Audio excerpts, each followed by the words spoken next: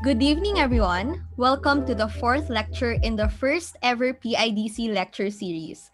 Tonight, we have one of our Adjudication Core members, Micol Cansino from UP Diliman, and tonight he'll be talking about adjudication. Without further ado, Micol, you have the floor. Hi. Can someone confirm if I'm heard and if you can still see the screen? Yes, you are heard and seen. Okay, great. Good evening, everyone. Thank you, Precious, for that. Again, good evening to all of our viewers tonight and those who will be able to watch this lecture after the live session. I'm hoping that you guys are having a good day. I hope you're all well and safe at your homes. All right, so tonight we'll be discussing adjudication. First of all, I'd like to thank those who have submitted their institutions who help Orgcom in terms of submitting inputs on how we should conduct the first PIDC lecture series. On behalf of the Adj Core, we're very much grateful for those inputs and we're very glad to be of help to all our participants for this upcoming nationals. So the way we'll do this particular adjudication lecture, so this will be a combination of what you've been missing and listening in the judge lectures and judge briefings in tournaments.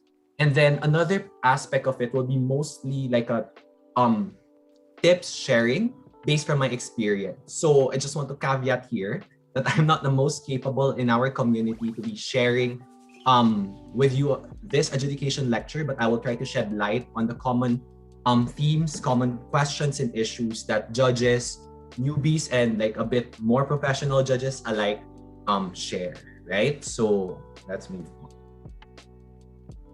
Okay, so for tonight, we'll be discussing three aspects of adjudication or judging. The first is we'll have an overview of the judge profile. So this is something that you should have been able to read already from the judge lectures and from the judge manuals from many other major tournaments from years ago, but we'll just have a recap of it and how it could be relevant to judges in this upcoming PIDC. Second part of the lecture, and this will spend a big time in today's session, will be on judging competitive rounds. And here we'll try to discuss the different standards of judging, the standards that you can use. So this is not to prescribe a shopping list of standards that you can mention in your OA or during your personal feedback session with the debaters, but more of a realignment among the judges in our PIDC judge pool, considering that this is going to be a very big tournament. So it's better for us to be more or less aligned on what are the acceptable standards of adjudication. And then we'll be able to discuss also the different parts of judging, basically, like how do you credit arguments, how do you assess responses, and then the most common questions that we've received from the inputs from the institutions are how do you credit whip speeches and how do you judge reply speakers. And then finally, we'll discuss judging as a sport. So this is more of a tip sharing session on how you can better prepare yourselves for this upcoming nationals. And how do you basically navigate the tournament, considering that, judges are also competing in the tournament. And after all, like debating in general, debating and judging and joining tournaments is still an educational activity for everyone. So how do we approach tournaments in that how do we approach tournaments in that regard? All right, so let's now first go to judge profiles, and I have a one slider for this, the profile of a model judge. And this is what you usually miss out, though very, very important in judge briefings. So for me, and this is something that I relate to, and this is something that I got from all the different judge manuals out there. There are three things that judges should remember and should embody as they approach rounds, as they approach tournaments. And this is how they should look at having or like putting themselves into the shoes of a reasonable adjudicator, a reasonable judge. The first is them being impartial. So we know this already, that the expectation for all judges in tournaments is that they should approach rounds as an ordinary intelligent voter.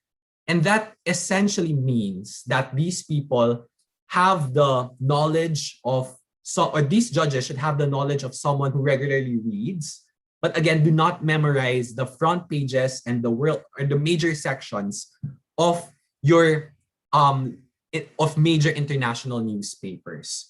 So the expectation is that they are expected to like set aside their personal beliefs, and the expectation is they can be persuaded by very complex ideas. Some might be a bit more technical than others, or even like rhetorical thoughts, complex rhetorical thoughts. If those ideas or if those analyses are well explained. So this just means that model judges should be able to assess the merits of the speeches, which probably be your policies, the merits of the values of the argument, the merits of the benefits of the argument, the harms of the argument, separate from what they personally believe in to do so. And that is very, very important, because as we later on navigate to the standards of adjudication, you'll see and you'll always circle back to this particular insight, even if right now you might think that this is a very, very trivial thing to take note of in a judge lecture or in a judge briefing altogether. So that's the second part of being like an impartial judge. The last part that I noted here is that model judges who are impartial give little credit to appeals to emotion or authority. So we know that already, that the speeches that we grade or the debates that we judge them based on, as we've mentioned, merit, based on how well they're able to explain their thoughts. And therefore, there should be very, very little credit if the speaker or if the speech is just appearing to emotion or authority.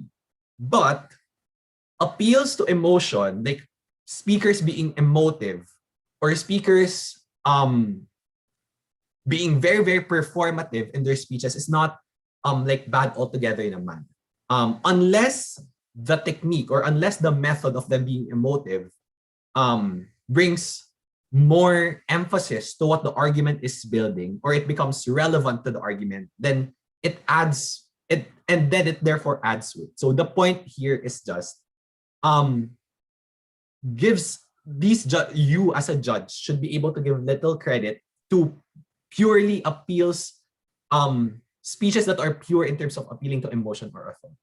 So that's what it means for you to be an impartial judge, and for you to take the mindset of being an ordinary intelligent voter, like still being persuaded and setting aside your personal beliefs.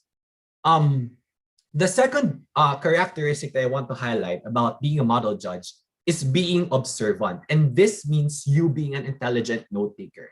There was also a question like submitted out there, is that how do you properly take down your notes, or how do you properly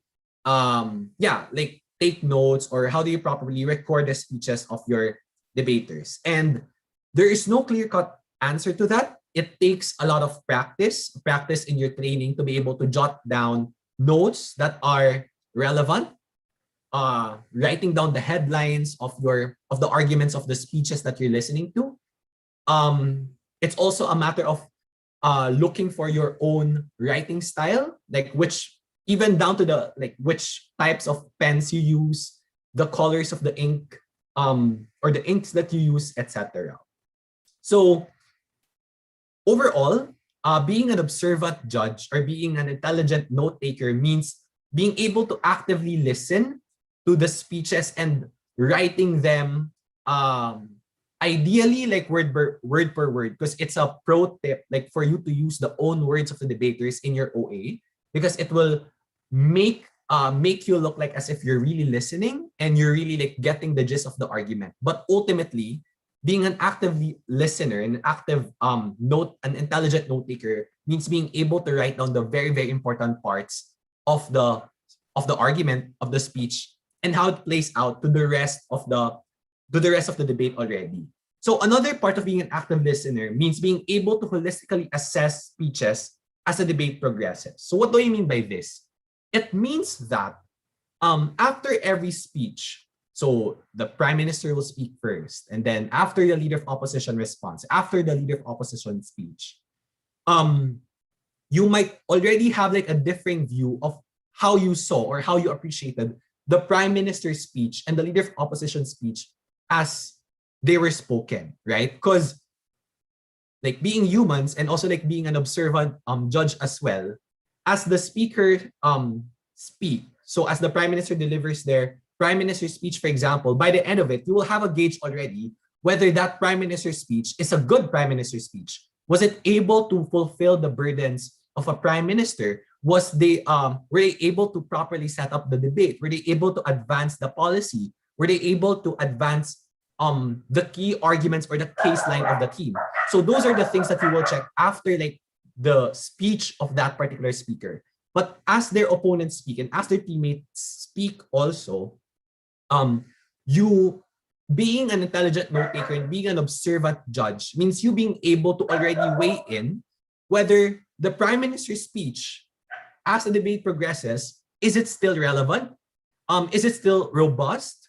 Right? And conversely, so after, for example, LO speaks, and then DPM responds to them, you will have a gauge after the DPM speech whether the LO speech is strong or whether some of the arguments may have already like fallen through the cracks. So that's what it means. That's what it means to being an observant judge. And another aspect of this and very, very important as well, is being able to credit the arguments as they are built, right? Because there are some instances where I've heard from both like other co-debaters in the room or feedback of the other debaters to my co-panelists in the room, was that some judges tend to undercredit or overcredit arguments. Undercrediting meaning the debaters accuse them of not being able to understand and get the whole gist of the argument of what they're talking about, right? Therefore, might have possibly like led the judge to giving them like a lower point than what they should have gotten. Or the other way around naman, that overcredits, like the opponent of a speaker, for example, the other team accuses this particular judge of them like overcrediting or building the argument on behalf of what was built or of what was said. So being an observant and judge and being like an intelligent note taker, you should also be very, very conscious about how you write the arguments and how it plays in your head as to how it is being built by the speaker. So you should be very conscious of that. Do not overbuild on behalf of the speaker, but at the same time, do not undercredit. So, and this means like you finding your own style, like using different types of inks, for example, for a response or for an argument, or using proper labels, like, I don't know, like circles for arguments, squares for responses, and using arrows. There's no clear-cut rule to that. Like, for me personally, like just using a different pen to note my thoughts about the speech helps a lot. Because when I do, like, for example, writing my OA already or preparing my OA already, I know like which of the thoughts are things that came from the speaker themselves and which of these thoughts are things that I thought of what a speech was, right? So that means like being an intelligent note taker, being observant about the speeches. The last one is being a rule expert. And this just means like being a master of the technical ins and outs of judging. So the first part of it, and this is what we will try to develop here, the mindset of being aligned to the commonly shared notions of persuasiveness, right? Because ultimately, the standards that we use do not vary naman a lot. It's just that it's a question of saan ka mas na persuade, like to which team are you more persuaded, which argument persuaded you more, like which response was able to persuade you more to make you believe that this argument is more important than the other, or that this team ultimately won over the other. So that's what we mean by being rule experts. So, and attending like judge briefings and like listening to judge lectures like this or others that you can find on the net are things that would help you be quote unquote aligned to the commonly shared notions of persuasion. Second, yeah, you should know the dynamics of AP debating, like basically like how long is prep time, how long is every speech, and PIDC policies. So as you attend the debate briefing, equity briefing, and judge briefing later on, as the tournament happens. So those are the things that you should keep in mind, like which judges should be filling out ballots, which speakers should be eligible to do like a reply speech, etc. So those are the technicalities or the dynamics of AP debating that you should also know. And lastly, and this is something that we as a Philippine debating community already start to practice at least in the latter, or at least like still like pre-pandemic in 2019, there was already a trend in terms of judges being open for two-way feedback. And that is very, very, very beneficial, not only for professional judges, but also, and most especially to newbie judges, so that they can also learn and improve, not just after the tournament, but as the tournament progresses as well. Yep, so this is the profile of a model judge, a one-slider, quite long, very quite simple as well, but very, very important for you to for you to start your judging journey. Like this will serve as your springboard. This is basically your basic principles as you approach judging, both as a as a I don't want to call it really passion, but more of just an enjoyable activity, like in your tambayans, or as you approach judging also as a sport or approaching tournaments, right? So yep, this is the profile of a model judge. The next in our agenda is really like the bulk of the discussion, right? Judging competitive rounds. So this is where we will discuss the standards of judging, then we'll go to analysis, rebuttals, whips, and replies. So standards of judging. As I mentioned earlier, generally, hindi naman nagkakalayo yung standards that we're using for judging, but if there is a catch-all standard, if there's a catch-all question that asks whether like which team won or not, it's really a question of to which side is the judge more persuaded to believe, right? So generally, what we're looking for here is the standards of persuasion. So what are the fairest standards of persuasion? So this is not a shopping list of what are the different things that would make me say that I'm persuaded by one argument over the other, but it's really these two things on contribution and rebuttal, and second is on strategy. It's how the argument was made and how it played holistically with the rest of the arguments or all throughout the debate. And that is very important as well. Like I cannot stress this enough that in judging, you approaching judging, whether you're new or not, it's really about being conscious about how the speeches play as they move on, as the debate progresses, because it will help you a lot in terms of optimizing time in preparing for your OA, especially in AP where everyone gets to have a say.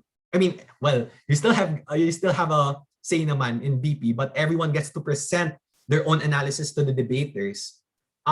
It really saves you a lot of time as well, because being conscious about holistically judging the round as the debate progresses and holistically assessing speeches as the debate progresses, it saves you time and it gives you more energy towards discussing more critical things in the OA. So again, two pillars of persuasion. One is on contribution and rebuttal. And like very, very like easily put, this means, or this should be these questions should be answered. One is that how well the team has proven the truth value of the claim. So what is the effort that the team spent in terms of discussing the argument and making you believe that the conclusion of the argument is something that is true and is something that is more important than the other, right? And second is how relevant the contribution is in the round. Because there might be instances where the speaker is able to give you like very, very good analysis of an argument, but it's not really responsive, or it's not really relevant already, or does not answer to the more critical questions of the round. And we've seen that in a lot of instances already, like in previous tournaments that you may have joined, or in training sessions, that some teams might be like a bit more insistent that, hey, this is the right frame, and you must just believe this frame, you must forget this frame, forget the frame of the others, without fully explaining to you like how, like, why am I supposed to believe that that frame is not true and this is the more correct frame, right? So it's also about them being able to prove to you the relevance of their contribution to the round. So that's the first pillar. And the second pillar is them being able to successfully fulfill their goals in the round. And this has something to do with their strategy as a team. So basically on strategy, this just means like what the burden that the motion imposed. Like for example, in a motion about this House would ban abortion, so the burden of the motion asks the debaters to prove why abortion should be banned, or why that particular policy, or why abortion as a policy is something that is not acceptable for certain societies, and why we should ban them, or why is it not or why is it generally like bad, right? So that's one, versus the burden that teams took upon themselves. And you will hear some of the debaters and some of the judges, like at least in 2019 to like 2020, say as the strategic burden. Because this is the burden, or this is part of the strategy, part of the case line that teams took upon themselves, probably to prove more that like another step for them to be able to prove better why generally the motion should pass or fail. So so you must be able to point that out, like the burden that the motion asks them to prove or not, the burden that the motion asks them to support or not support, versus the burden that they took upon themselves to be able to prove their original burden. So so these are the two things that you should keep in mind when you talk about persuasion. And these are the things that we will navigate as we look into the different like elements of persuasion that you should use in judging rounds. Okay, so generally, before we talk about what persuasion is or what persuasiveness is, very important for us to talk about also what persuasiveness is not about. So it's not purely about structure. It's not about being able to just guide. So again, persuasiveness is not purely about structure. It's not also purely about knowledge. It's not about like showing off sino may pinakamas maraming alam about the news, or sino may mas pinakamaraming alam about this particular actor or what have you. It's definitely just not about style, like whether that speaker is more of a palenque speaker than a more very relaxed speaker, or like a shouting speaker or whatever. So it's not just about that. It's not just also about sinong speaker, which of the speakers hit the 7-minute mark and ended there. So it's not about that. It's not also about undercrediting speakers who just spoke for 6 minutes 45 seconds. I mean, if that is the strategy, I mean, if wala naman nang sasabihin yung speaker na yon, if they think, and if you generally if we think that that speaker was already able to prove what they wanted to say by 6 minutes and 45 seconds, then that should be fine. You shouldn't penalize them for that. It's definitely not also about the number of arguments that they made. So again, speeches or debates are not a shopping list of, we have 4 arguments and they have 3 arguments, therefore we win. It's not also about the brilliance of the arguments. So we've heard this a lot from before. Brilliance of the argument, meaning like how smart that argument could be, like how complex that argument could be. So it's not also about that.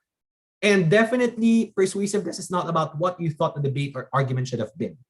Definitely, like we are all people here and we have not just really like personal takes on issues and personal takes on arguments, but just how we envision the debate to happen in our heads, right? So we were expecting government to bring up X principle when they brought up Y. We were expecting opposition to focus on the pragmatic rather than the principle, because that is what the debate is about. So again, it's not about what you thought the debate should be, but generally the converse of this is about, is persuasiveness or persuasion, or a more correct standard of judging is about judging the debate as it happened. So again, these are not purely the standards that you should, or you shouldn't be taking these standards on their own, and you shouldn't make these standards or these things as the ultimate factors, the ultimate criterion as to which team has won the round or not, right? Because these are very, very bad standards of what persuasiveness is, or of what persuasion is. Okay, we'll try to tackle, and so I've sort of told you the converse of each earlier, and we'll try to tackle them one by one now. So, good analysis. What do we mean when we say an argument has good analysis, or the speaker was able to properly explain or analyze a particular thought or particular argument, or was able to break down a particular response? So it means being able to logically explain why an argument is true. So logical here means like being rigorous, being able to take the judges and take the room into like a more step-by-step process, coming off from your premise, coming off from the comparative of the premises, and coming off from like a using proper examples to demonstrate why a particular principle is true or why a particular principle is relevant. So being logical means being able to being able to explain thoughts, being able to explain a principle, or being able to explain like a precedent step by step as to why those are acceptable, why those are still relevant to now, up to now, right? So that's what it means to being logical. Another is a good analysis also means being able to present empirical evidence for an argument. So again, being able to use relevant examples and correct correct examples for a particular case, because there might be like, well, factual matter that some debaters just use for the sake of using it because it sounds like, or it sounds close to the principle that of the argument that they wanted to talk about, but it's not really relevant. So the judge should be able to, for one, the speaker should be able to explain to you why that example is relevant or why that example is important to prove the point. And therefore, that is something that you should use as a judge as a metric, whether a particular evidence is an empirical, why a particular empirical evidence is relevant and important for the argument to be made true. The third point here is that the speaker should be able to describe the causation, or generally the causation of why certain outcomes will come about, coming from their argument or coming from their analysis. And this is part of them being able to logically explain step by step how the value is going to have, how their value or how their principle is going to be, how it's going to be true, how it's going to be relevant, or also like a pragmatic outcome, how that outcome is going to be true as well. Another part of being able to properly logically explain an argument is them being able to share good premises. So yun naman yung definition of premises, like widely shared moral intuitions or notions about certain concepts, right? So a good argument starts with a good premise as well. So you being able to identify like whether the speaker was able to properly build on that premise by providing like evidences, by providing like logical explanations as to how a particular moral intuition is something that is relevant or something that is important. So that is also part of what it means to have good analysis.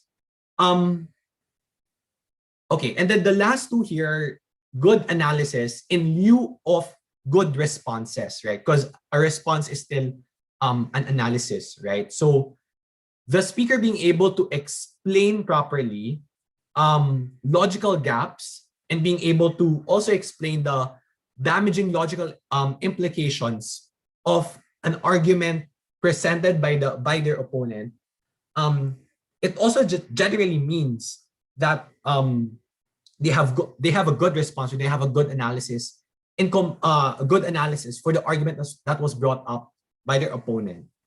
And then last is also like identifying an emotive response. So this is what I mentioned also to you earlier about appealing to authority or style or speaking style. If they use emotion or appeal to authority as a strategic way of responding to an argument, and it made sense, it encouraged you to care more about a particular value over the other by, I don't know, like badly put role playing or whatever, right? Then that can be credited as good analysis because that's part of it. Using style also as a way of logic, again, goes back to logically explaining as to why this argument is true and important, or presenting like an evidence to it, right? Yon. So it just means like speakers being more descriptive, being, well, visceral is not really the word, but yeah, being more descriptive about what they wanted to talk about.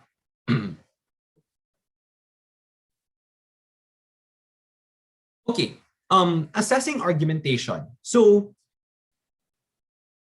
earlier on in the analysis slide, we showed you how we generally look at the different ways on how we can think about having good analysis. But now, how do we generally assess arguments? We should assess arguments, evaluate the quality of the arguments as they were written down. So, and this covers both arguments and rebuttals because they're both contribution, right?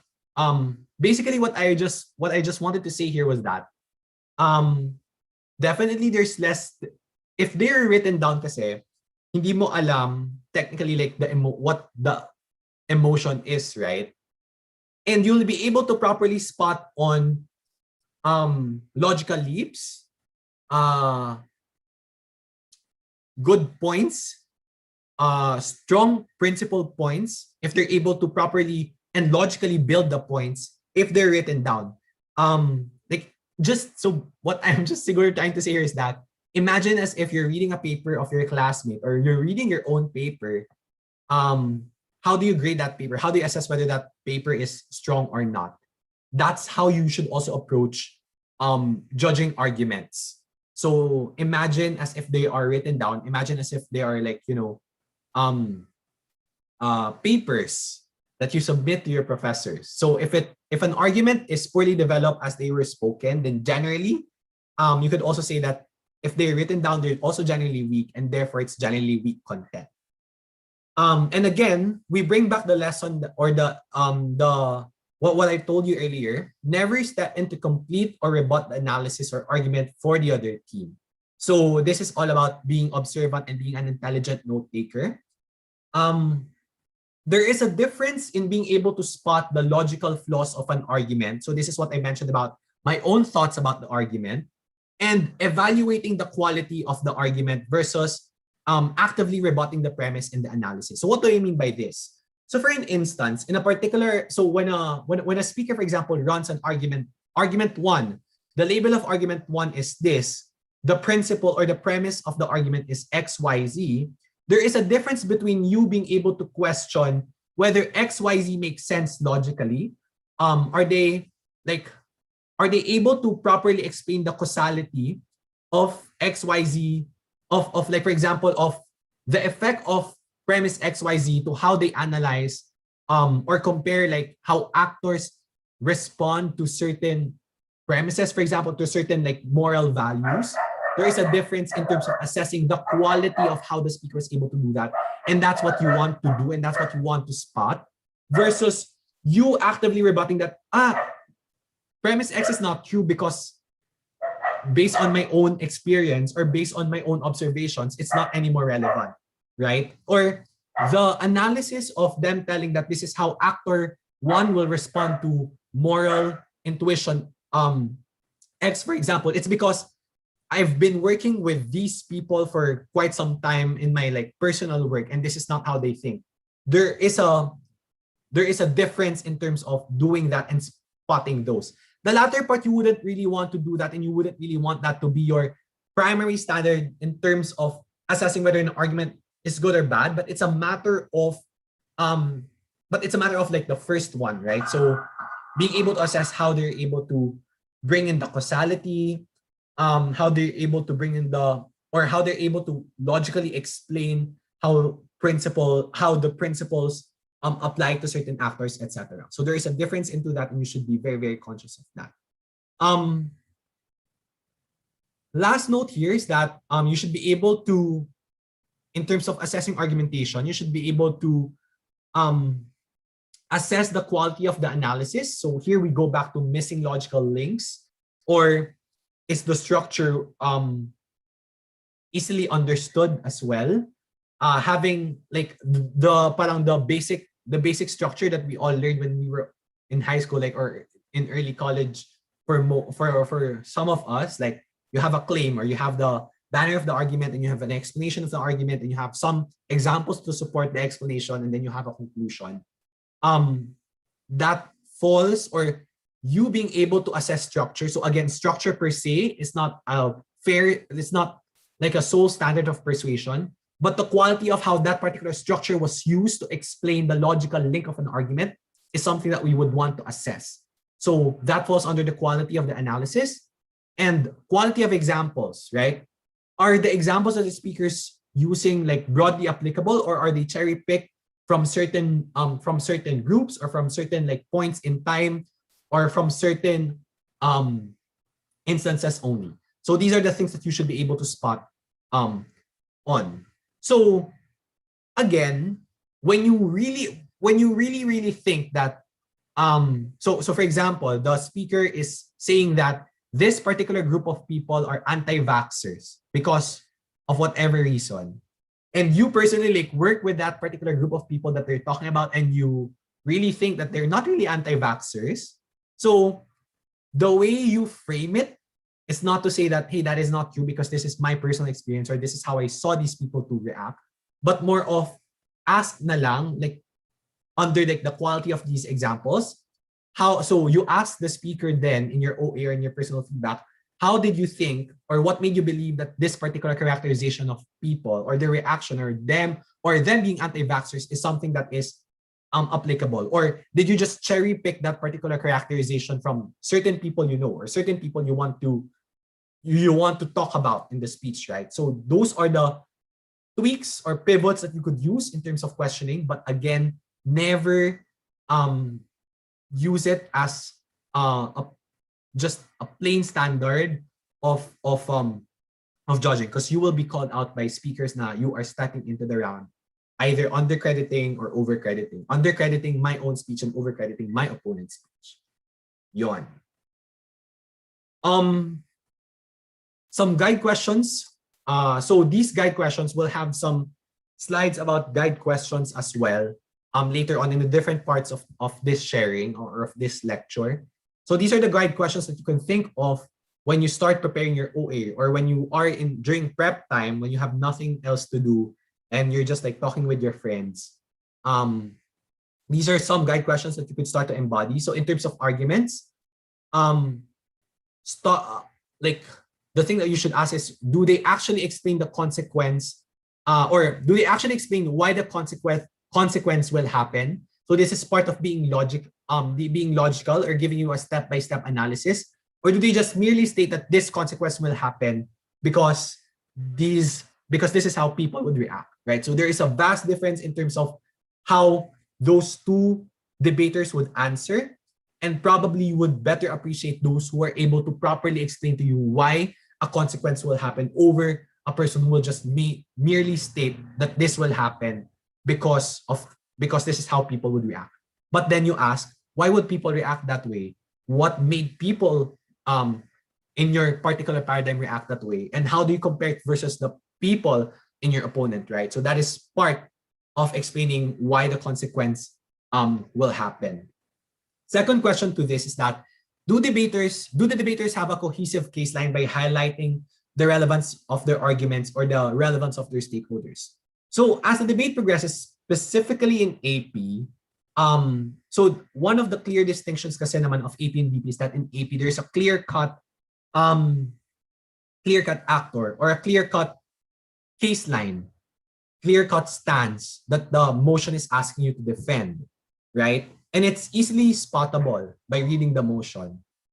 Um, and so one of the guide questions you should answer is that, are the teams very, very clear about it? Do they have a cohesive case line from first speaker to the whip and like even to the reply? Do they always just revert back to this case line and this strategy from the motion, improving their arguments? Because that tells you a lot how that tells you a lot how strong the case could be in terms of supporting like different parts or different types of arguments. Like you might have there a principal argument, might have there a pragmatic argument, you might have there talking about like different other stakeholders and different actors. But if they all refer to a single case line and all align to a single strategy that is relevant, that is important, which the debater should also be able to explain, then that gives you a signal that this team is strong, or that basically their bench is strong, regardless if they win or not, right? Or do they just say that, hey, we want this, or do they just say, or argue that, hey, this is our argument 1, argument 2, argument 3, without fully linking it together to form like a very big value or a very big contribution to the debate, right? Because you, as a judge, later on, you will have to synthesize the debate, well, mainly into issues, mainly into like generally into issues that you saw in the round. Are they aligning all their arguments to 1 or 2 key issues that the debate is asking them to defend or not? Right? So that's the guide question argument. Guide question on examples, again, you know this. It's generally like a sense check whether the debaters are using relevant examples to make their arguments more persuasive, like a more broad, if they're using like generally like broad examples that can be applicable to different scenarios, then that gives you an indication that they're doing good in terms of that. Or are they using either irrelevant or very, very specific examples as what we have talked about earlier? And then in terms of rebuttals, when rebutting their opponent, do they attack the actual argument that the opponent made? Or do they misrepresent or cherry pick some of the parts of the argument of their opponent and they just weaken that to disprove the argument? To be fair, there might be instances where the speakers would have to do that because it's really, so some arguments naman kasi are built based on a very, very big premise. A very big premise that the other speaker is that the other speaker talked about. And the key strategy for the opponent now is for you to talk about that very big principle or very big premise and disprove that premise, right? But again, there is a difference in terms of attacking the core of the argument, probably also the core of that very big premise, versus cherry picking like some parts of the premise or certain examples in the premise or certain examples in the analysis and blowing it up to make it seem like that is really the core of the argument when in fact it is not. So it also relies on you being a good judge in terms of being able to spot that. But then again, there might be some exceptional cases where some teams really devote on the strong, on what they feel like to be the strong case or the strong leg of the argument. Well, that could work, but then again, you should be able to align it and ask yourself, is this the core of the argument? Is this the strongest point of the argument? If that is the core, if that is the strongest part of the argument, then probably it's good for the debaters to just focus on that and not focus on the other arguments and just like have like a very fast pass through on that in terms of responses. But again, if they're just straw manning or if they're cherry picking, then that's a gauge. Then you should be conscious of that as well. And then the second part is on the converse, when we ask debaters to be logical and be very, very patient with us also in terms of building the argument for us step by step and being very logical to us, do they also the same for responses? And that is also the standard. Like be very logical also in terms of explaining. Usually, so usually you will look for there like an outright refutal, and then you would also look there for comparatives like and things like that. So overall, these guide questions are enabled by, or your answers to these guide questions are enabled by what is the depth of the discussion in the round. Naging sobrang mababaw lang ba yung debate and talking about like principle 1, 2, 3 in a few minutes and then moving on to other cases and then moving on to another case, etc. Or do we really devote time because we really think and believe that this is the core focus of the round? Another enabler of this is being able to explain the relative importance of the argument. And lastly is the rhetoric swing. And this is something that is I would say like something that is unique to AP because as we've mentioned, in AP, the stances that you ought to defend, that the debaters have to defend are clear cut and very minimal yung overlap. So it's really over the value of one thing over the other, right? So whether for example to go through courts or to go through legislation, for example, very clear cut, and them having a cohesive case line also then means being able to always bring back the responses and the arguments and the relevance of their arguments and swinging the rhetoric back to their policy or back to the thing or back to the model that they ought to defend. And that's what I mean by frame swinging. Because there will be a lot of that in AP. And in bad debates, most of the time that will lead to a lot of deadlocks, that will lead into worst case and something that we don't want to happen, parallel debates na parang we're talking about one thing, we're talking about the other thing, we're just talking about how good they are without really comparing the one over the other. Good debate. So like an enabler of the answers into these guide questions is you being able to identify how strong are the teams being able to swing the rhetoric back to their frame, swing the rhetoric back to the case line that they're defending. Okay, so that's for the analysis bit. Now for the rebuttal. So you know what the rebuttal is? It is a material that responds to an argument to prove why the argument of their opponent is wrong, irrelevant, unimportant, insufficient, inadequate, like lahat na, all of the negative things that you would hear. Sana not from others, but just of arguments, right? So yon. So that's what a rebuttal is. Okay. Note here is that arguments are persuasive and impactful once they are made and substantiated. So that's a standard that we should all align to, that you should be persuaded by an argument that is well substantiated based on the standards of analysis that we mentioned earlier. However, here naman, they become less persuasive or there are varying impacts, and later on we'll discuss that. Varying impacts of rebuttals if they are flagged and responded to by other teams. Other teams in BP. Persuasion of a particular rebuttal is also contingent on how detailed the engagement is. And this is what I talk about, like the different levels of responses, right? So first is you'll get an outright refutal. Fine, you might get some damaging implications to that, to a particular argument. But then again, another standard of persuasion tells us that we are more convinced to believe a particular rebuttal to be true, or a counter argument to be more important or to be more true than the other, more likely to be true than the other, is that if the speaker is able to show how their value or how their argument is becomes more important or becomes more feasible, even if we take some parts of the argument to be true, or even if we take that argument to be true to some instances and not the general majority, right? So your even ifs.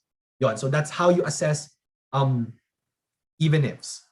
So if they're able to properly explain how the counter argument is going to be more relevant or more important, even after you take the net of what you get from the argument of your opponent. Last note here is that judges have to be able to assess comparatively which teams are able to do it best, like being able to properly respond to an argument. And you do it by properly tracking the important arguments made in the debate.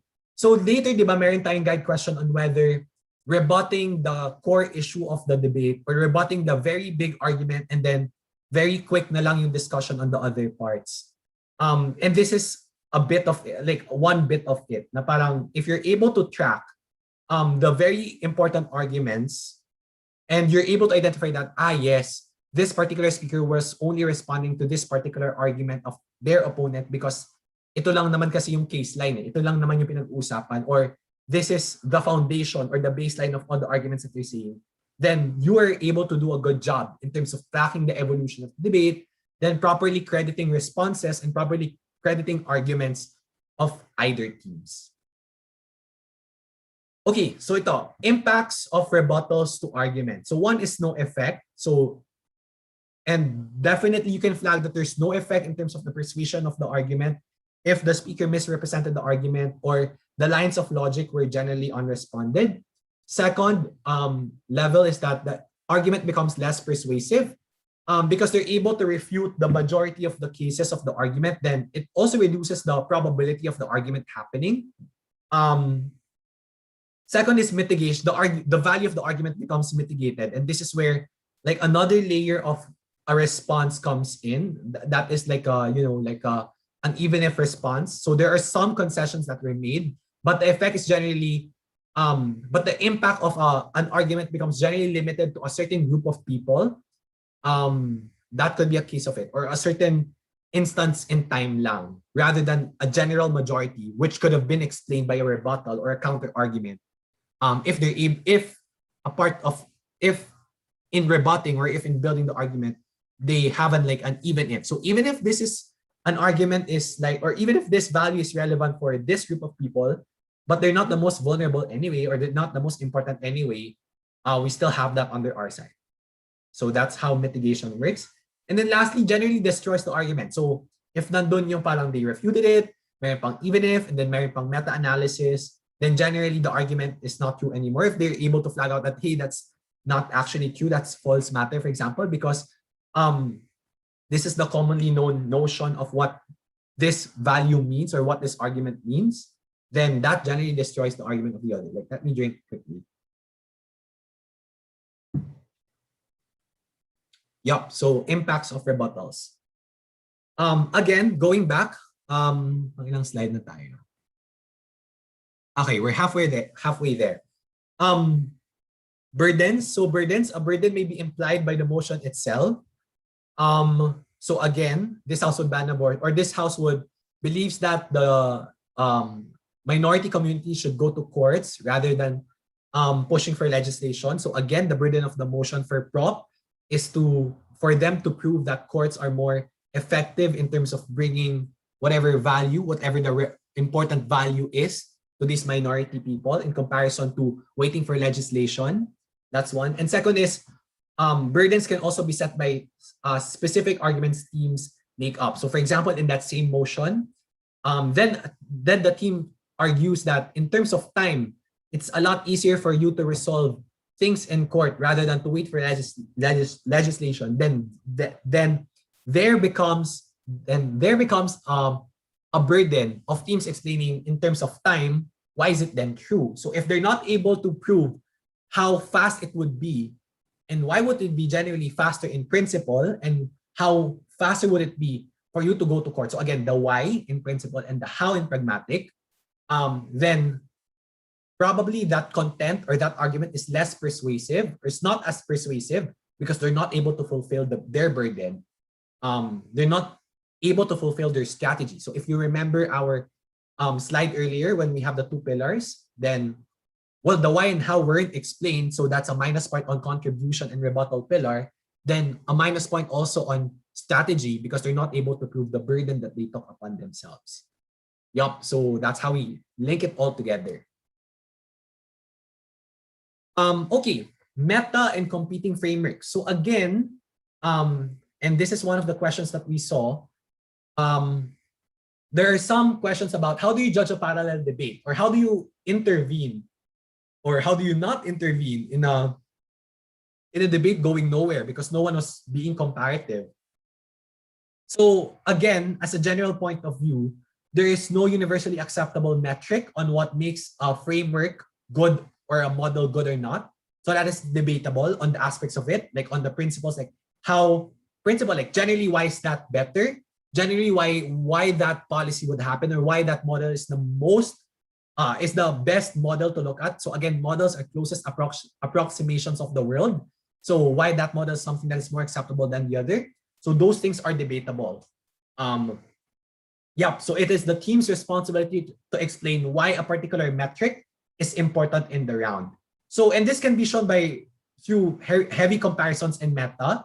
So if the teams are really engaging to one another and comparing, for example, in our motion, how courts are more efficient than Congress, for example, if they're able to explain to you logically, present to you empirical evidence of what happened before na, hey, like when you pass a legislation, it takes a lot of time because these policies often are very, very political in nature, and it really depends on the political power, like the majority party sitting in power now, versus courts, which we expect to be probably more universal than the other.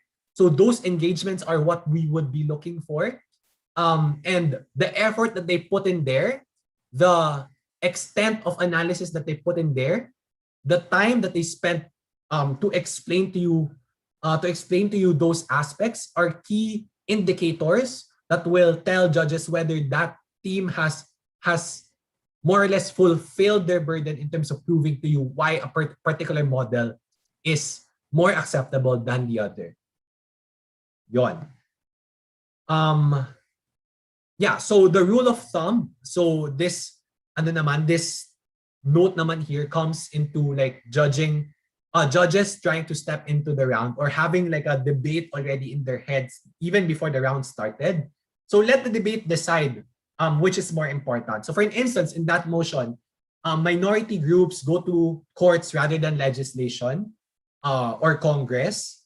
If the metric is time, then let the debate decide that for you.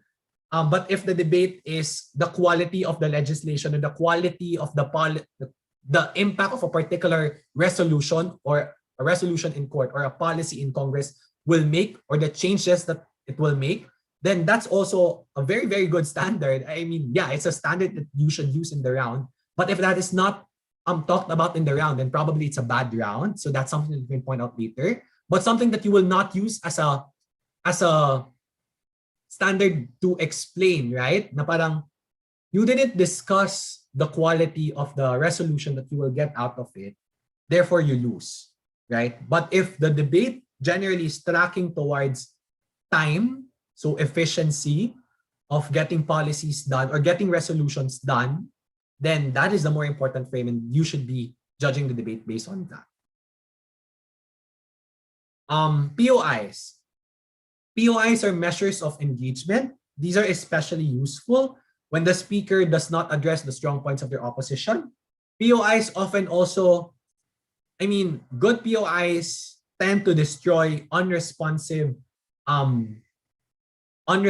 cases of the opponent. So because you know that they're unresponsive, you already know the fragility. So it's not even a word. Basta how fragile an argument is, and having a very, very pointed POI will often lead to an argument being taken down altogether during the speech of that speaker. Okay, now we go to judging whips. Okay, and often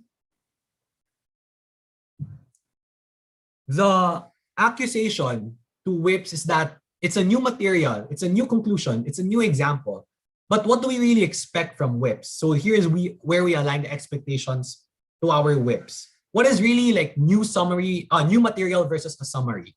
So good whip speeches are able to identify the main clash points in the round and explain how the existing arguments weigh on in these clash points.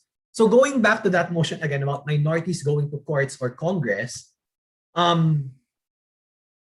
if an important clash point is time, then the whip should be able to holistically explain how the time argument of PM and then the rebuilding of the DPM still to that same argument weigh in now to that particular issue. And this is where we go back to sa guide questions that you guys saw earlier. How cohesive is the case line, or how cohesive and how comprehensive is the team able to package that particular issue using the existing material coming from the previous speakers already. To be fair to WIP speakers, they are still allowed to give new examples. That's not allowed, so that's not prohibited. New examples to support how time here will be efficient. So possibly like new cases, more relevant use cases, clarified impacts. So it's a clarification of the stance and clarification of the conclusions of the argument. More explicit comparison. So kapag sinabi niyo na ito siya ha, like case A. Case A for minority, like religious minority, for example. Case B for gender minority. Case C, like whatever, like lower sex there, like lower socioeconomic classes there, right? So being very, very, very explicit is something that we expect and appreciate from WIPs. If they also respond to rebuttals, well, at the same time, you also expect speakers to do it anyway. And lastly is if they're also reconstruct the case line. So generally, the guide question for you here as a judge is, to what extent could I see this material be coming out from the case line or coming out from the conclusions of the argument? So parang badly put, people use the word derivative. So if a particular example, a particular analysis is something that you can derive from a conclusion or an analysis of your previous speaker, then that is something that you should credit WIPs for. And that is something that we should appreciate WIPs for. And of course, mas may effort for WIPs to do meta. Like the key here is, how is the WIP able to link their contribution or their analysis to the contribution of their speakers or of the strategy. So here you will be able to assess whether this is another leg of the strategy. Like this debate talk about time, the debate talk about quality, and then if there's another standard out there that they use, then that could be a new material altogether. So note here, in cases where WIPs advance an entirely new argument, ignore but do not penalize. What do we mean? So ignore, just like it's as if yung first 3 minutes hindi siya nag-exist. So probably there will be impacts in terms of the persuasiveness of the speech all in all, because it made you less persuasive. It made the speech less persuasive because nagkulang ng time to explain other more important or other relevant actual issues, but do not penalize. It's not as if this speech is a 76 because hindi niya na properly explain yung more contentious issues, but I will penalize you for advancing a new argument -2. Do not do that. We don't do that. So do not penalize. It's as if like black lang yung time na yon sa speech niya, and probably the greatest impact is that it just made the debate a little less persuasive because probably hindi na explain yung other issues. Replies naman, what do we expect of replies? And I know this because other judges have thought of this. I might have been guilty of this when I was still like a very, very young debater, but some judges do not listen to reply speeches and they use that time to start writing their OAs, start preparing for their OAs. That could be it's a bad practice. You should still listen to reply speeches, but being able to multitask because you're able to holistically judge the debate anyway, you already have a thought of how is the reply speech doing vis-a-vis your appreciation already of the constructive debate, right? So that's why here, the expectation here is that there should be no new rebuttals, there should be no new examples, but it's a meta comparison of what happened in the debate already. Reply speeches can win debates. We've seen 0.5 margins, especially in rounds, and out rounds. But they should not be the sole standard for the decision. So it's not as if I'm more convinced with this reply speech more than the other. That's why I gave this point to this team. But it's a matter of explaining how that reply speech helped you understand the analysis, how that reply speech helped you understand the actual levels of engagement or how explicit the comparisons are, right? So that's how you use reply speeches as a standard. So it's not reply speech per se and just say na, this reply speech is godly. It's a 41 or something, right? But it's a matter of being able to identify parts of the reply speech and align it to how you saw the debate as it went along. In cases where reply speakers advance new arguments or new examples, again, ignore but do not penalize. As a summary, what are the different levers of persuasion? One is rigorous logic. Did the team spend a lot of time, spend ample time?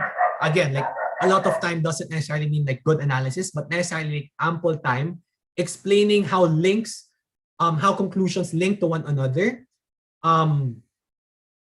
Were they able to derive proper conclusions from their assumptions, from the premises of the case? Second is relevant. So again, an argument might be correct, but it might not be relevant in the round. And this is ultimately decided by the teams and the debate on what is relevant in the round. And also an explanation as to why an argument is important. So again, these are guide questions, or these are notes that you will be looking for in a particular round, right? Or in a particular debate, like whether the teams are able to explain them well, whether the teams are able to explain to you as an average reasonable person why this frame is more important, more correct, and more relevant than the other. Yon. And then lastly, frame swing. So again, it's about being able to tie it back all together and clearing all the rebuttals away. Because definitely, like a lot, like very in high rounds, like good debates have good analysis and good rebuttals, and really like the rebuttals will make you like question your appreciation of the round already. But good teams, like better teams, like the better team there could probably be the team who's able to properly sweep those rebuttals away to the side and tie back the arguments that they're making in line with the strategy, in line with the frame, and being able to swing it back to what they really wanted to say. So here is also about like being able to break and resolve deadlocks as well. Another set of guide questions on clash points. So this is where we go into like how do I judge a parallel round? So the things that you would be asking are, number one, is there a criterion or principle that all teams explicitly agree to be true or important? So for example, if the teams agree in a debate, for example, that if both of the teams, prop and op, agree to be that the main standard is which policy saves more lives, then that is a clear standard. That's very good for you as a judge. It's an easy round for you to judge then, because all your standards or all the analysis will be weighed against how you achieve that standard. So for example, is a particular argument logical?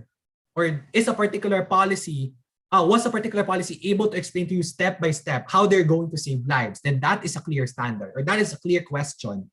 Is a particular argument able to explain to you logically and empirically how that principled argument, for example, would save life or could have saved more lives? Then that is a fair standard for you. So yun, very, very explicit na all your standards of persuasion will always circle back to what that important criterion or principle to be. If not, if that is not explicit, then you look into the round, holistically judging as the debate progresses. Is there one criterion or principle that all teams implicitly agree to be true and important? So this is where like yung sinabi natin kanina on levers of persuasion will come in. Like how rigorous is the team able to explain why a particular argument is true or important?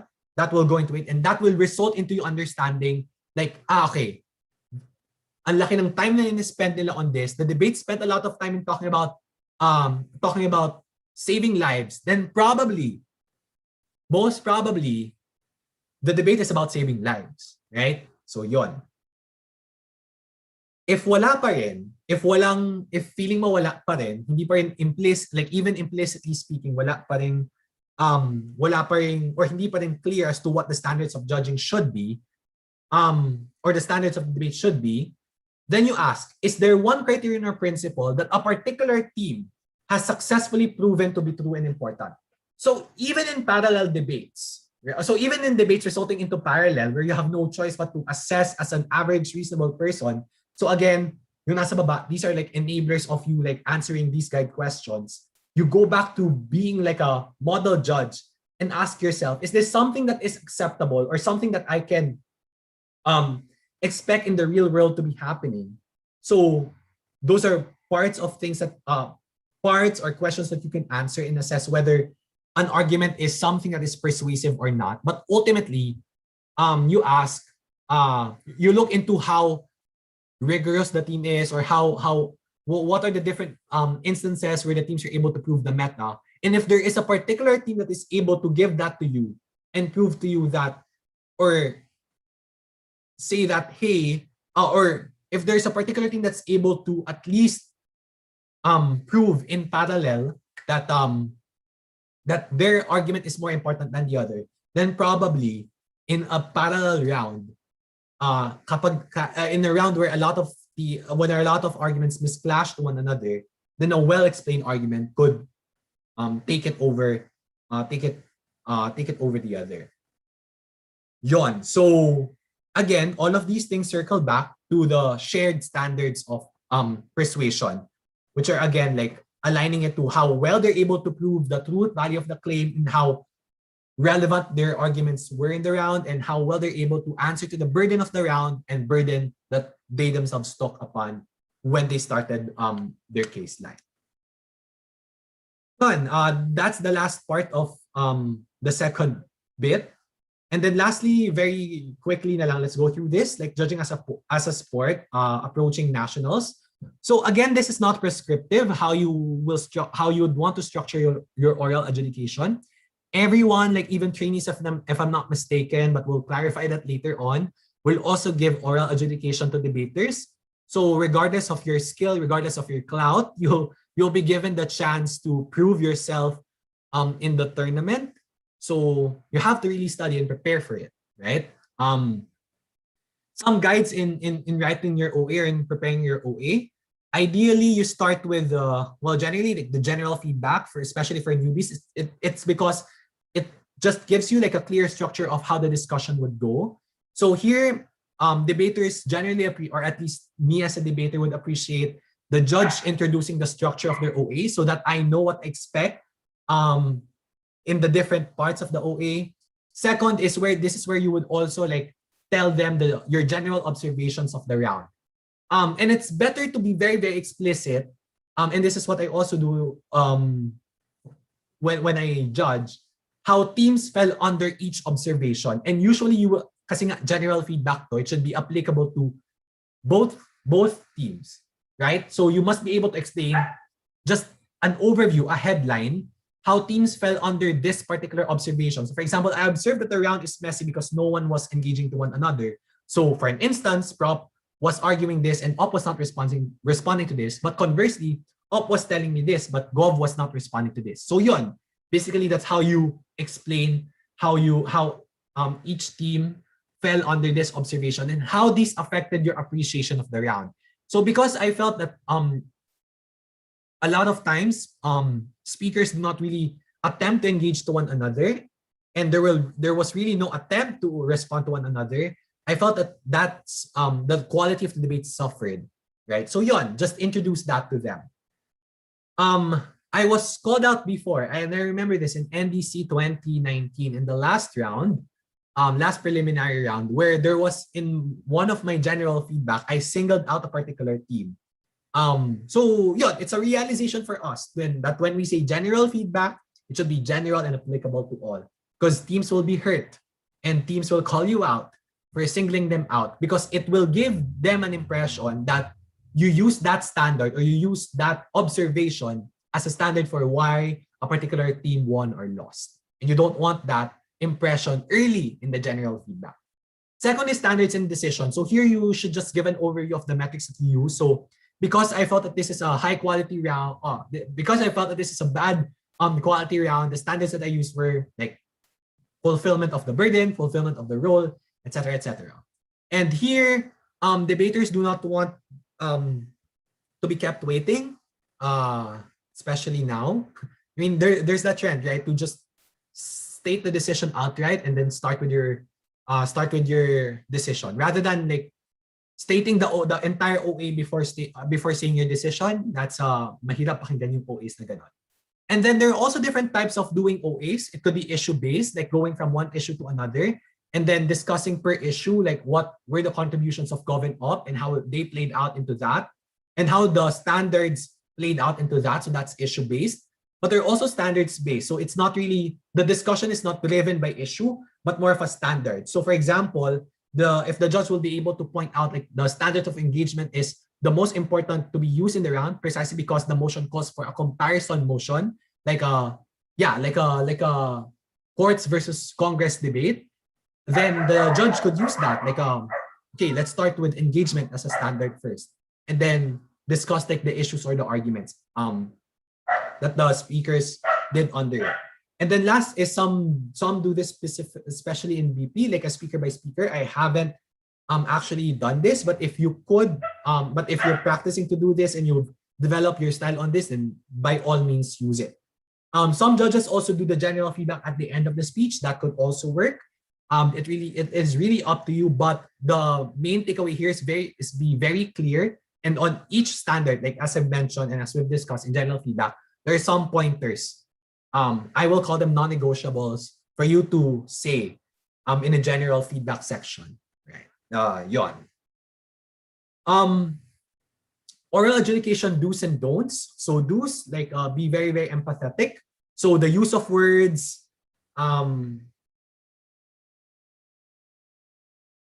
is very important also. Be structured. So again, like having a good OA structure is needed, and be very specific. And this is where you are encouraged to use the words that the debaters use themselves. The third one is more of for feedback sessions, like dedicate time equally to Gov and Op teams when you do personal feedback. Fourth thing is celebrate small successes, like celebrate small wins. If there are very, very like important parts in their speeches that made things a lot clearer for you, then spot it for them, because probably that is a strong point of the team that you would want them to carry on in the future rounds, and you'd want them to also use that and leverage on that strength to fill the gap for their possibly like points for improvement. So point that out and celebrate it with the team. Next is be positive, but be positive and constructive. And then lastly is that when you're giving feedback, you are less important than the speaker. So parang be very open to like answering their questions, and do not be hostile. Well, that's a don't, but yeah, that is part of it. Like understanding that again, debating is an educational activity. So yon. Don'ts. And these are some of the pitfalls in judging. Dealing with generalities rather than specifics. Okay. So in the argumentation, sa debate side, in the speaker side, you want principles to apply broadly, right? But when you are talking about judging naman, so baka dito naman baka mas iba ng konti, na you'd rather want to point out specific items in the speeches, in the debates, rather than dealing with generalities. Like I generally found the round to be below average because no one was responding to one another, right? And then you just talk about it the entire time without fully explaining the specific aspects of as to what made the debate like less engaging. Like was it what was the particular issue that you are generally looking at debaters to engage, because probably like that is one of the important issues the debate is talking about. Yon. Second is failing to judge the debate as it happened. So again, this is all about you having your own debate in your mind and expecting a debate that didn't happen and it disappointed you. So do not judge the debate based on what you expect the debate to be. Third is granting certain classes of arguments undue priority. So for an instance, if a team only focus on pragmatics than principles, then they should be able to then you should be able to credit that as the arguments were. If there is an explanation as to why they are focusing on pragmatics versus principles, then you should credit them that, but do not use in your standards that it's because you didn't argue a principle argument, puro kayo pragmatic, that's why I gave you low points, or I gave you or I didn't make you win. Then that's a bad standard of judging. Penalty judging, we've talked about this, mostly about like whips and replies. Next is judging on format rather than content. So again, This is something to talk about style. This is something to talk about structure, rather than the actual content and the effort put into like proving the content.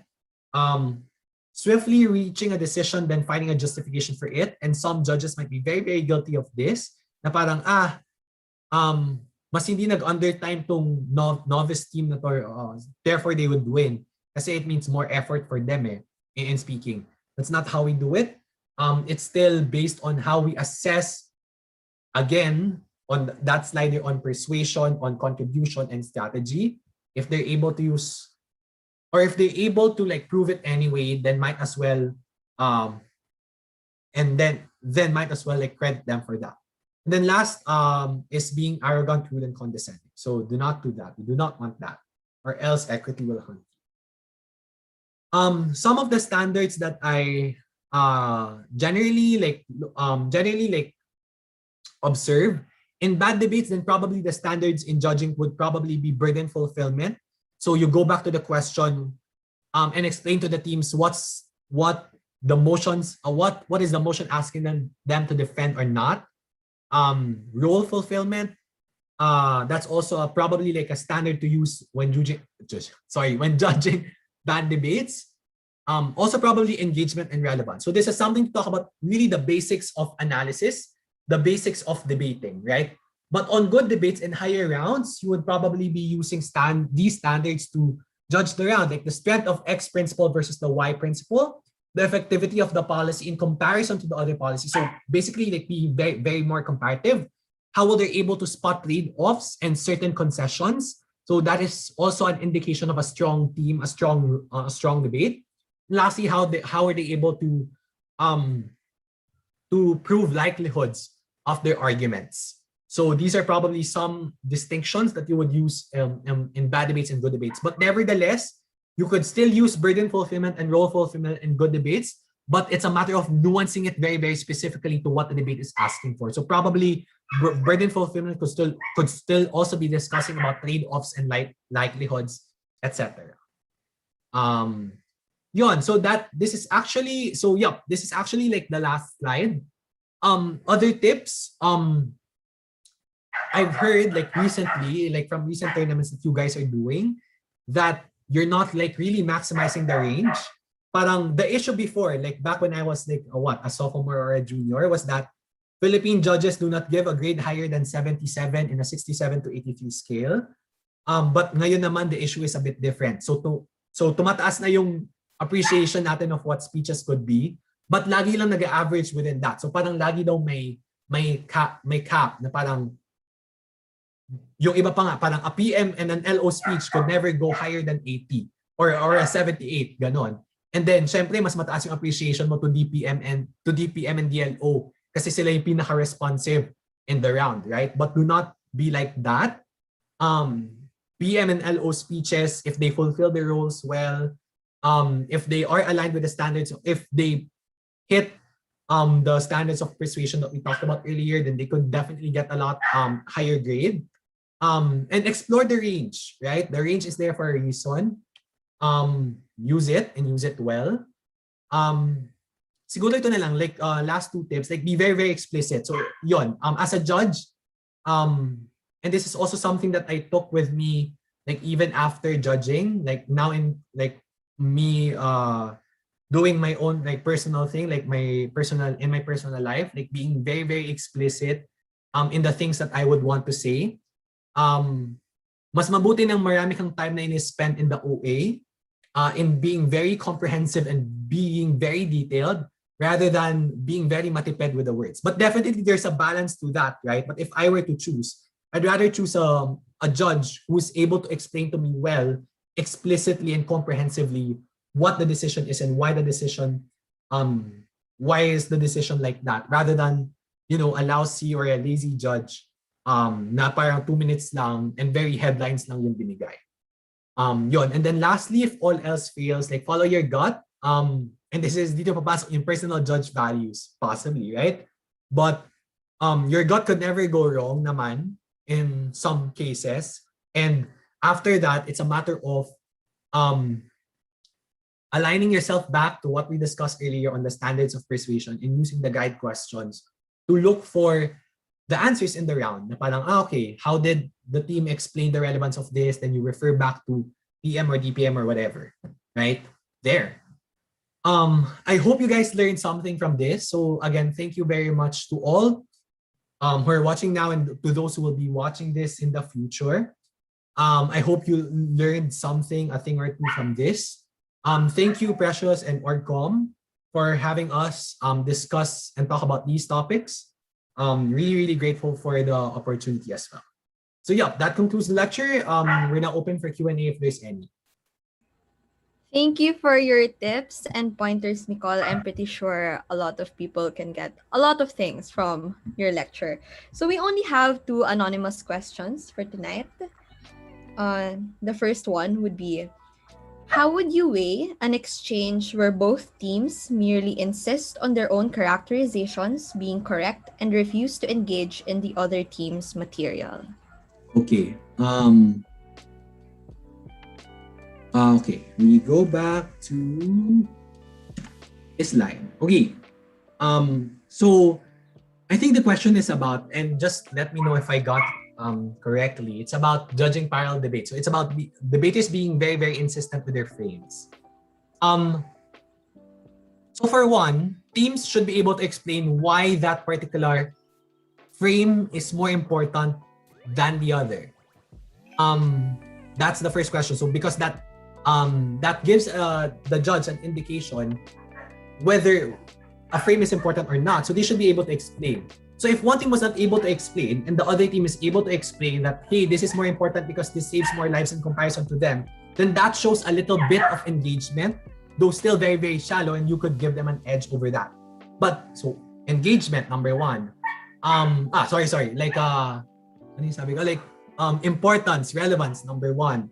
But if wala pa rin, then you should look at the technicalities of it. Like parang you go back naman to which line is that? You go back naman to this line. How are they able to answer to this question? How were they able to prove the truth value of that claim or not? Because that will probably entail some sort of a bit of comparison as well. So ito na yung very, very looking into the implicitness of the arguments or how, yeah, so that's one. Or number two, in terms of the rigor of logic that they're giving to the argument, were they able to finally answer their burden of the round? Or were they able to parang answer to the burden that they took upon themselves? So probably, if wala talaga, then you will look at the individual efforts of the team and assess as an average reasonable person how complete the argument is, how comprehensive and holistic the argument is. That could be one of the standards that you use. But number two, if wala talaga, then you use your judge value as an average reasonable person. And usually the question is just that, which of these things is more like something that is more realistic, something that you would most likely see to happen in the real world. So yun, and then kung sino doon, based on how well they answer their argument or how well they answer the question in lieu of their arguments, then you give them a slight edge to that. If hindi pa rin, one thing that I use, and this has been a bit effective for me in the past, I'm not sure if this is going to be effective now, but what I do is that I will take the best case of each other and use it and apply it to the frame of one of their opponent. So for example, in the debate about courts versus Congress, if no one was comparing about how Congress is more efficient versus how courts are more efficient, then I will take the best case of the analysis and apply it to the frame of the other. If I could still get the benefit of what they're talking about or the benefit that they're arguing in the other frame or in their opponent's frame, then probably that's less persuasive. If I can get it, then it's probably more persuasive than something that is than the value or than the frame that or than the best case argument that I apply to the other to the other frame or to their opposing frame. Does that make sense? Basically, it means kasi more often than not, mutually exclusive naman supposedly yung argument yung value. So for example, me measuring the standard of time in the courts versus legislation round, it's about assessing how time is affected by politics, by people in power, right? So definitely that is something that you could get, that is something that is more risky, I would say, in Congress rather than in courts, because at least in courts they are mandated to look at the Constitution rather than like who's sitting. Probably not the best argument or not analysis out there, but badly put, when I pull in the like and apply the frame to each other's, when I apply the best case to each other's frame, then there is, you know, an assessment that I could get that because I couldn't get this value anymore here in the other side, then probably it's more persuasive than the other. That's how I would do it. So one is look into how well they built into that, how well they built the argument, the rigor of analysis that they're doing, and were they able to answer the burden of the motion and the burden of the round, and the burden they took upon themselves. Number two, you ask as an average reasonable person, which is most likely to happen, which model is more likely to accrue. But another result that you could go into is to like getting the best case of those two arguments and then apply it to the competing frames and opposing frames and check whether you would still get the value of the other in their opposing frame. Okay, thank you, Micol. For the second anonymous question, we have, how should judges credit implicit responses, i.e., material that interacts logically with a certain argument from the other team, but isn't explicitly flagged as a response to the said argument? That is where you would need to embody the profile of being an observant judge, right? So if this question is for a judge, like how do you do it? It's a matter of, well, practicing your listening skills, right? And even if debaters don't have like proper labels on their speeches or don't signpost that, hey, this is a response to this, good judges are able to pinpoint the core argument or the core analysis that a speaker is making. So for example, well, it's hard to give an example, a very, very specific example on this one, but a response to an argument, to an opposing argument, could be found also in the let me redo that. A response to an opponent isn't only a rebuttal to an opponent isn't something that you exclusively get from a flagged rebuttal, but also, and this is true for everything, but also from the analysis that a speaker is making. And that is something that you have to be conscious as a judge and look for it. How a particular analysis in an argument per se, not really flagged as a rebuttal, but flagged as an argument, responds or rebuts another argument or another value. And that could count as a response. So this is, well, I would say like a hard point or a mandatory for judges to be very, very conscious of as well. Because to that question, it's a matter of being able to listen properly and take down notes properly and intelligently, but it's a matter of being conscious about this happening, that responses also appear as form of arguments and analysis. And you should be able to spot that as a judge. It's about being able to understand the principle of the argument that the opponent made and the principle that the speaker is making, and then just realizing that, hey, these contributions clash to one another because they are opposing, because even if this particular contribution from the speaker is not flagged as a rebuttal. So yun siya. I hope I answered it right. Generally, it's a matter of practice and being conscious of that instance happening. And some speakers tend to be like that, integrating rebuttals into speeches. So yun. So that is something that all judges should be conscious of. And being very intelligent in noting. Yep. Mm-hmm. Thank you for that, Micol. And thank you for your lecture as a whole. Since we don't have any more questions, I guess this concludes the fourth lecture of the first ever PIDC lecture series. Thank you everyone for watching. We hope that you were able to learn a lot from Micol. Don't forget to like and follow us at facebook.com/officialpidc. Again, facebook.com/officialpidc to receive updates regarding PIDC 2021. Thank you, everyone, and good night. Thank you. Thank you. Good night.